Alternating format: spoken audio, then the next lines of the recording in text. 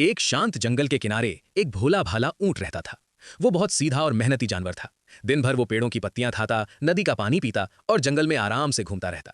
ऊंट का दिल बहुत साफ था। वो किसी को नुकसान नहीं पहुंचाता था, लेकिन उसकी एक बड़ी कमजोरी थी। वो बहुत जल्दी किसी पर भी भरोसा कर लेता था। एक दिन जंगल में एक चालाक और भूखा सियार घूम रहा था। कई दिनों से उसे ठीक से खाना नहीं मिला था। तभी उसकी नजर उस भोले ऊंट पर पड़ी। सियार के मन में तुरंत एक चालाक योजना आई। वो धीरे धीरे ऊंट के पास गया और मीठी आवाज में बोला, भाई ऊंट, तुम बहुत अच्छे लगते हो, क्या तुम मेरे दोस्त बनोगे?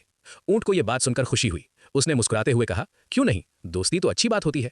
उस दिन से दोनों साथ साथ घूमने लगे।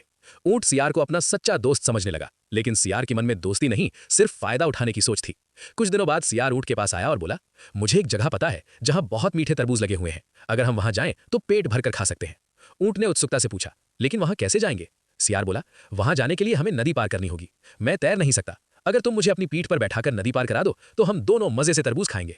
भोले ऊंट ने तुरंत हाँ कर दी। ऊंट ने सियार को अपनी पीठ पर बैठाया और धीरे धीरे नदी पार करने लगा। नदी का पानी ठंडा था और चारों तरफ बहुत शांति थी। कुछ ही देर में दोनों किसान के खेत में पहुंच गए। वहां चारों तरफ लाल लाल मीठे तरबूज लगे हुए थे। ऊंट और सियार दोनों खुशी खुशी तरबूज खाने लगे। कुछ देर बाद सियार का पेट भर गया, लेकिन उसकी एक बुरी आदत थी, उसे शरारत करने की आदत थी।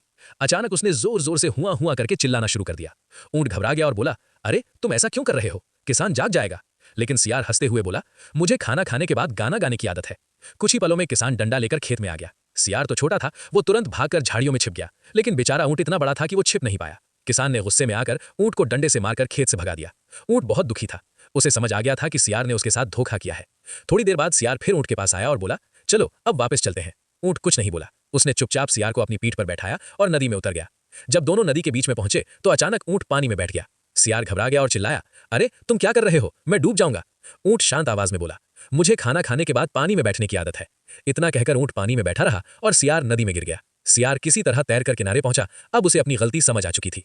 ऊंट ने मुस्कुराकर कहा, जो दूसरों के साथ धोखा करता है उसे एक दिन वैसा ही सबक जरूर मिलता है। और उस दिन के बाद सियार ने कभी किसी को धोखा देने की कोशिश नहीं की, क्योंकि उसने समझ लिया था कि धोखा देने वाला इंसान या जानवर आखिरकार खुद ही मुसीबत में पड़ जाता है। अगर ऐसे ही स्टोरी आपको पसंद आती है तो वीडियो को लाइक और हिमांशु वाइल्ड एक्स चैनल को सब्सक्राइब कर लें। तब तक से मिलते हैं ऐसे ही कहानी में।